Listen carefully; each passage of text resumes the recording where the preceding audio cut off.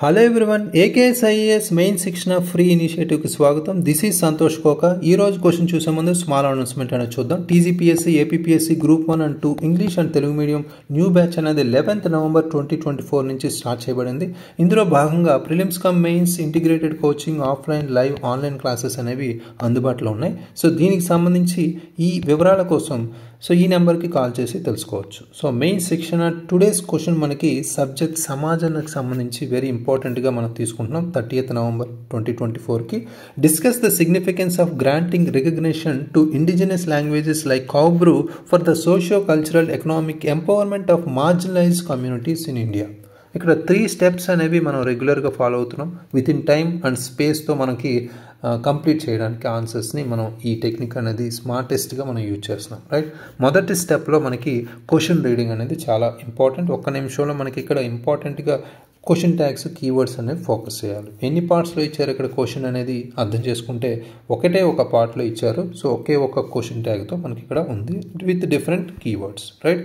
So అయితే topic ఏంటి? Indigenous languages సంబంధించి రికగ్నిషన్ అన్నారు, రైట్. కౌబ్రూ అనేది రీసెంట్గా మనకి రియాంగ్ కమ్యూనిటీకి సంబంధించి, త్రిపురలో ఉన్న రియాంగ్ కమ్యూనిటీకి సంబంధించి ఈ ఇండిజినస్ లాంగ్వేజెస్ కౌబ్రూ ఏదైతే ఉందో దాన్ని రికగ్నైజ్ చేయాలనే గ్రాంట్ అనేది ఇక్కడ మేజర్గా important, right. Recent current affairs దృష్ట్యా మనం ఈ ఫ్రేమ్ చేసుకున్నాం. ఇలాంటి క్వశ్చన్సే మనకి కంపల్సరీ మనకి అడుగుతారు యూపీఎస్సీ ఆర్ ఏపీ గ్రూప్ 1కి సంబంధించి ఆలోచిస్తే, రైట్. సో అయితే డిస్కస్ అనేది ఇంపార్టెంట్ క్వశ్చన్ ట్యాగ్. ఇక్కడ మనం పాజిటివ్స్ అండ్ నెగిటివ్స్ అంటే సానుకూల, ప్రతికూల అంశాలు రాస్తూ మనం ముగింపుకు ముందు కొన్ని చర్యలు అయితే మెన్షన్ చేయాలి, రైట్. సో కీవర్డ్స్ అర్థం చేసుకుంటే మనకి సిగ్నిఫికెన్స్ అంటే ప్రాముఖ్యత అనేది ఇక్కడ మొదటిగా పాజిటివ్గా మనం తీసుకోవచ్చు. అయితే ఇక్కడ మనకి రిమైనింగ్ ఫ్యాక్టర్స్లో మనకి కీవర్డ్స్ ఉన్నాయి కాబట్టి, కానీ ఇక్కడ నెగిటివ్స్ లేవు. సో మనకి కొన్ని ఛాలెంజెస్, సవాళ్ళు అయితే రాస్తూ ముగింపు ముందు కొన్ని చర్యలు అయితే మనం చెప్తాం, అంటే ఆ సమస్యకు పరిష్కారాలు అనేవి చెప్తాం, రైట్. సో ఇక్కడ సింపుల్గా మనకి స్ట్రక్చర్ అనేది మనకు ఉంది. సో స్ట్రక్చర్ అనేది క్వశ్చన్లోనే ఇవ్వలేదు, ఓన్లీ సిగ్నిఫికెన్సే ఇచ్చాడు. ప్రాముఖ్యత అనేది ఫస్ట్ మనం రాసి, సెకండ్ మనకి సవాళ్ళు అనేది మనం మెన్షన్ చేస్తాం, రైట్. సవాళ్ళు అనేది మెన్షన్ చేస్తూ థర్డ్ ఇంపార్టెంట్గా మనం చర్యలు అనేది చెప్తాం, సింపుల్, రైట్. సో ఇక్కడ నెక్స్ట్ స్టెప్ బ్రెయిన్ స్టార్మింగ్. ఒక్క నిమిషంలో ఇక్కడ మనం ఆలోచిస్తే భారతదేశంలోని అణగారిన వర్గాల సామాజిక, సాంస్కృతిక, ఆర్థిక సాధికారత కోసం కౌబ్రూ వంటి స్వదేశీ భాషలకు గుర్తింపు ఇవ్వడం యొక్క ప్రాముఖ్యతను చర్చించండి. ఇలా మనం క్వశ్చన్ చూడగానే దీనికి సంబంధించిన అంశాలన్నీ మనం రీకాల్ చేసుకోవాల్సిన అవసరం అయితే ఉంది, రైట్. దీన్ని కీవర్డ్స్ అంటాం. ఇక్కడ ముఖ్యంగా ఈ టాపిక్ ఏదైతే ఉందో దానికి సంబంధించి ఏం ఇంక్లూడ్ చేసుకోగలం అనేది ఇక్కడ అర్థం చేసుకోవాలి. మొదటగా కరెంట్ అఫైర్స్ రిలేటెడ్గా ఇంపార్టెంట్ అంశాలను చెప్తాం. అదేవిధంగా మనకి ఇక్కడ ముఖ్యంగా మనం PVTGs, particularly vulnerable tribal groups సంబంధించి మనం ఇక్కడ చెప్పచ్చు కీవర్డ్గా. అదేవిధంగా కొన్ని కమ్యూనిటీస్ సంబంధించి మనకి ముఖ్యంగా లాంగ్వేజెస్ గురించి మాట్లాడతాం కాబట్టి 8th షెడ్యూల్ గురించి కూడా మనం కంపల్సరీ ఇక్కడ లింక్ చేసుకుంటాం. అదేవిధంగా కొన్ని ఇంపార్టెంట్గా మనం యునెస్కో అనేది కూడా చాలా ఇంపార్టెంట్ ఇక్కడ కల్చరల్గా మనకి లింగ్విస్టిక్ ఆధారంగా మనకి ఇక్కడ ముఖ్యంగా చెప్పాలంటే, రైట్. సో ఇలా స్వదేశీ భాషల గుర్తింపుకు సంబంధించి, సాంస్కృతిక గుర్తింపుకు సంబంధించి, సామాజిక సాంస్కృతిక ప్రాముఖ్యతకు సంబంధించి మనం ఉన్న అంశాలన్నీ ఎగ్జాంపుల్స్తో మనం లింక్ చేసుకోవచ్చు, రైట్. సో అదేవిధంగా కొన్ని సర్వేలు కావచ్చు, కొన్ని రిపోర్ట్స్ కావచ్చు. ఇప్పుడు చెప్పుకున్నట్టు యునెస్కో ఏం చెప్పింది, యునెస్కో ప్రకారం ఏం జరిగింది అనేవి మనం కొన్ని చెప్పచ్చు. అదేవిధంగా ఎగ్జాంపుల్స్ ప్రారంభంగా మనకి గూగుల్ సంబంధించి ఇక్కడ లాంగ్వేజెస్ రిలేటెడ్ కొన్ని టూల్స్ కావచ్చు, ఇలాంటివి కూడా మనం లింక్ చేసుకోవచ్చు, రైట్. ఎగ్జాంపుల్స్ మీద మనం చాలా ఫోకస్ చేయాలి ఎగ్జామినేషన్లో.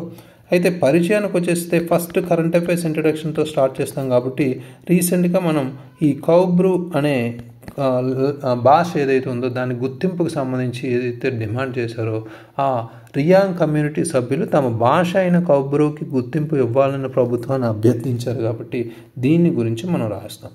ఎవరు? రియాంగ్ వర్గాలు, రైట్. సో ఈ గిరిజన వర్గాలు. సో ఇక్కడ సాంప్రదాయ హోజాగిరి నృత్యాన్ని జరుపుకునే హోజాగిరి రోజున త్రిపుర సెలవు ప్రకటించాలని కూడా ఈ జాతి రియాంగ్ సమాజం కూడా డిమాండ్ చేశారు. సో ఈ తరుణంలో మనకి ఇక్కడ కొంత బ్యాక్గ్రౌండ్ అయితే ఇవి మెన్షన్ చేయొచ్చు. అంటే వీళ్ళు ముఖ్యంగా రియాంగ్ కమ్యూనిటీకి సంబంధించి, అదేవిధంగా త్రిపుర రాష్ట్రానికి సంబంధించిన వారని, అదేవిధంగా ఈ రియాంగ్ కమ్యూనిటీ ఎవరైతే ఉన్నారో భారతదేశంలో 75 పీవీటీస్ ఏవైతే ఉన్నాయో పీవీటీజీస్ సంబంధించి అందులో ఒక సమూహంగా ఉన్నారు కాబట్టి వాటి గురించి కూడా చెప్తాం. అదేవిధంగా ఈ భాష ఏదైతే ఉందో కౌబ్రూ భాష అనేది బ్రూ జాతి ప్రజల మౌఖిక భాషగా, అంటే బ్రూ ప్రజలు ఎవరు, థాయిలాండ్ అదేవిధంగా లావోస్ మరియు వియత్నాంలో నివసిస్తున్న స్వదేశీ జాతి సమూహంగా చెప్తాం బ్రూ జాతి వారు. ఇది కూడా వెరీ ఇంపార్టెంట్. అంటే ఈ బ్యాక్గ్రౌండ్ ఇన్ఫర్మేషన్ అంతా కొంత మనం ఇక్కడ చెప్తాం అనమాట. రైట్, ఒక 2 లైన్స్లో మనం కంప్లీట్ చేసేలా చెప్తే సరిపోతుంది. అయితే నెక్స్ట్ నిర్మాణంలోకి వచ్చేసరికి మొదటగా మనం ప్రాముఖ్యతను మాట్లాడతాం. రైట్, ప్రాముఖ్యత క్వశ్చన్లో అడిగారు కాబట్టి ఫస్ట్లో ప్రాముఖ్యతలో మొదటి పాయింట్లో మనం సాంస్కృతిక ప్రాముఖ్యత గురించి మనం రాస్తాం. రైట్, ముందుగా ఒక్కొక్క కీవర్డ్ని అడ్రస్ చేయాలి కాబట్టి recognised indigenous language like socio cultural అన్నారు. Right, socio cultural and economic empowerment of marginalised communities అన్నారు. రైట్, సో ఇక్కడ ముఖ్యంగా సామాజిక సాంస్కృతిక ప్రాముఖ్యత అనేది మనం ఇక్కడ కౌబ్రూ వంటి స్వదేశీ భాషలకు గుర్తింపు ఇవ్వడం వల్ల సాంస్కృతిక గుర్తింపు సాంప్రదాయాలను పరిరక్షించడం కూడా సహాయపడుతుంది. కాబట్టి ఫర్ ఎగ్జాంపుల్ మనం ఇక్కడ మాట్లాడుకుంటే 8వ షెడ్యూల్ అనేది మనం ఇక్కడ చెప్తాం. రైట్, 8వ షెడ్యూల్లో సంతాలి అనే భాషని చేర్చడం గురించి కూడా ఇక్కడ మనం ఎగ్జాంపుల్గా చెప్పుకోవచ్చు. దాని ద్వారా ఏమైంది, సాహిత్యం మరియు కళలలో గిరిజన ప్రాతినిధ్యం పెరిగింది కదా. రైట్, సో ఇవి మనకి ఇక్కడ ఇంపార్టెంట్. మాతృభాషలో విద్య పొందే విద్యార్థులు మెరుగైన ఫలితాలు సాధిస్తారని కూడా యునెస్కో అనేది చెప్పింది. రైట్, సో ఇలాంటివి మనకి ఎగ్జాంపుల్స్లో రాయాలి, కల్చరల్గా, సాంస్కృతికంగా, అదేవిధంగా సామాజికంగా. నెక్స్ట్ ఇంపార్టెంట్గా మనం రెండవ ప్రాముఖ్యత అంశం ఆర్థిక సాధికారత గురించి మాట్లాడవచ్చు. క్వశ్చన్లో అడిగిందే కీవర్డ్. సో అయితే భాషా గుర్తింపు ప్రభుత్వ పథకాలు, మార్కెట్లు మరియు చట్టపరమైన వ్యవస్థను కొంత మనకి ముందుకు తీసుకెళ్ళవచ్చు. రైట్, సో ఇక్కడ ఉదాహరణగా మనం మాట్లాడాల్సింది మధ్యప్రదేశ్లో బిలి అనే భాషని స్థానిక పరిపాలనలో చేర్చడం గిరిజన భాగస్వామ్యాన్ని పెంచింది. రైట్, ఇది మనకి ఇంపార్టెంట్ పాయింట్. ఇలాంటి ఎగ్జాంపుల్స్ అనేవి మనకి ఆన్సర్లో ఉండాలి. రైట్, సో ఉదాహరణ మనకి మధ్యప్రదేశ్లో బిలి భాషను చెప్పాం. అంటే పర్యాటకాన్ని ప్రోత్సహించి ఉపాధి అవకాశాలను కూడా సృష్టించే అవకాశం అయితే ఉంది. అది కూడా ఎకనామిక్ ఫ్యాక్టర్గా చెప్పుకోవచ్చు. ఫర్ ఎగ్జాంపుల్ మనం హార్న్బిల్ లాంటి కొన్ని ఫెస్టివల్స్, పండుగలు ఉన్నాయి, దాని నుంచి ముఖ్యమైన ఆదాయాన్ని కూడా లభిస్తున్నారు. రైట్, సో ఇది మనకి ఇంపార్టెంట్గా చెప్పుకోవచ్చు. నెక్స్ట్ పాయింట్ మనకి సమాజాల సాధికారత, మన అట్టడుగు సమాజాల సాధికారత అనేది మనం ఇక్కడ చెప్పుకోవచ్చు. ముఖ్యంగా అది కూడా క్వశ్చన్లు అడిగారు కాబట్టి ఇక్కడ మనం దాని గురించి మాట్లాడతాం. రైట్, అట్టడుగు సామాజిక సాధికారత. ముందుగా భాషా గుర్తింపు రాజకీయ ప్రాతినిధ్యాన్ని పెంచే అవకాశం ఉంది. రైట్, ఇది పొలిటికల్ రిప్రజెంటేషన్, రాజకీయ ప్రాతినిధ్యం అనేది పెంచే అవకాశం ఉంది కాబట్టి అది ఇంక్లూడ్ చేసుకుంటాం. ఫర్ ఎగ్జాంపుల్ ఇక్కడ మనం ఉదాహరణగా అస్సాంలో మనకున్న బోడో సమాజం గురించి చెప్పచ్చు. రైట్, బోడో సమాజం గురించి ఎగ్జాంపుల్గా చెప్పుకోవచ్చు. నెక్స్ట్ మనకి ఇక్కడ సామాజిక సమ్మిళితం లేదా చేర్పును మనకి మెరుగుపరుస్తుంది కాబట్టి దీనివల్ల అది కూడా ఇంపార్టెంటే. అదేవిధంగా ఎన్సీఆర్టీ సర్వే ప్రకారం మనం భాష చేర్పుతో గిరిజన పిల్లల విద్య విడిచిపెట్టడం అనేది 15% తగ్గింది. అంటే స్కూల్ మానేయడం అనేది 15% తగ్గింది అనేది క్లియర్గా చెప్పుకోవచ్చు. రైట్, సో ఇలాంటి సర్వేలు కూడా మనకి ఇంపార్టెంటే. సో ఇవి మనకి ప్రాముఖ్యత అంశాలు. నెక్స్ట్ మనం సవాలు చెప్పచ్చు.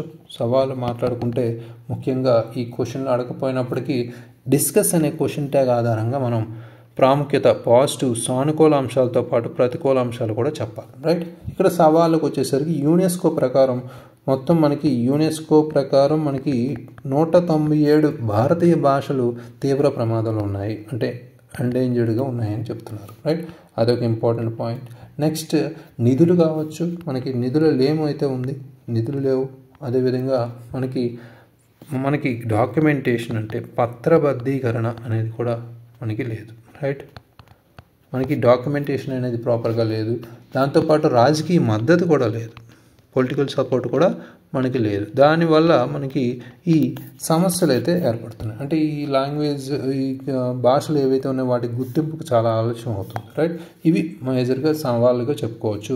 నెక్స్ట్ ఈ సవాళ్ళకి పరిష్కారాలు ఏం చేయాలి అనే దాన్ని మనం అవసరమైన చర్యల రూపంలో ఫైనల్గా రాస్తాం. రైట్, అవసరమైన చర్యల రూపంలో మనం చెప్పేది మరిన్ని భాషలను 8వ షెడ్యూల్లో చేర్చాలి అనేది చెప్పచ్చు. అంటే ఎనిమిదవ షెడ్యూల్లో ఇంకా కొన్ని భాషల్ని మనం చేర్చాలి అనేది ఇక్కడ మనం చెప్పచ్చు.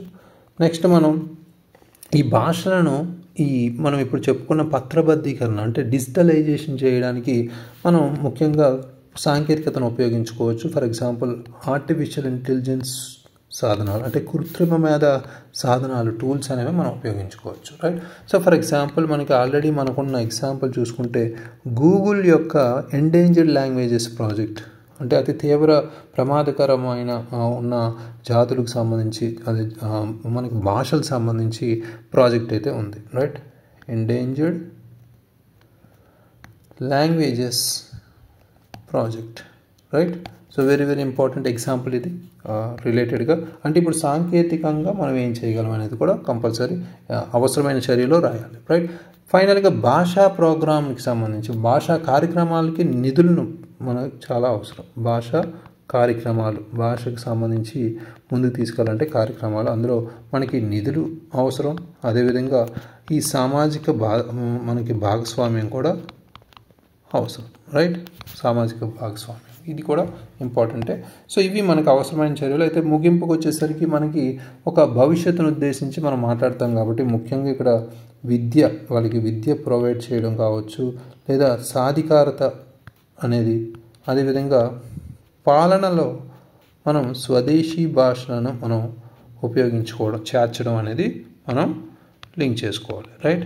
సో ఇవి మేజర్గా ఈ ఇంపార్టెంట్ కీవర్డ్స్ మనకి లింక్ చేసుకుంటూ ఇవి మనం ఫాలో అయితే సమానత్వంతో కూడిన భారతదేశ నిర్మాణానికి దోహదం చేయొచ్చు అనేది రాస్తాం. అంటే సమానత్వ భారత్ అనేది మనం తీసుకురావచ్చు అనేది ఇంపార్టెంట్ కీవర్డ్స్ అనేవి మనం ఇక్కడ కంక్లూజన్లో కనిపించాలి, రైట్. సో క్వశ్చన్కి అనుగుణంగా మనకి ఇచ్చిన క్వశ్చన్లో కీవర్డ్స్ క్వశ్చన్ ట్యాగ్స్ అనుగుణంగా ఇక్కడ స్ట్రక్చర్ అనేది క్రియేట్ చేసుకున్నాం. అదేవిధంగా ఇంపార్టెంట్ ఫ్యాక్ట్స్ ఇన్ఫర్మేషన్ అనేది రిలేట్ చేసుకున్నాం, right. Very important. Next important question day 139 question for 1st December 2024. Analyze the role of indoor air quality management in addressing the health risks associated with air pollution. What innovative approaches can be adopted to tackle this issue? వాయు కాలుష్యంతో సంబంధం ఉన్న ఆరోగ్య ప్రమాదాలను పరిష్కరించడంలో అంతర్గత వాయు నాణ్యత నిర్వహణ పాత్రను విశ్లేషించండి. ఈ సమస్యను పరిష్కరించడానికి ఎటువంటి వినూత్న విధానాలను అవలంబించవచ్చు అని ఇచ్చారు. ఇక్కడ ముఖ్యంగా పర్యావరణం సంబంధించి ఈ అంశం ఇండోర్ ఎయిర్ క్వాలిటీ మేనేజ్మెంట్ అనేది చాలా ఇంపార్టెంట్ రాబోయే ఎగ్జామినేషన్ సంబంధించి. అయితే ఈ క్వశ్చన్కి ఆన్సర్ రాసి ఏకేఎస్ యాప్లో అప్లోడ్ చేయండి. Thank you very much. All the very best.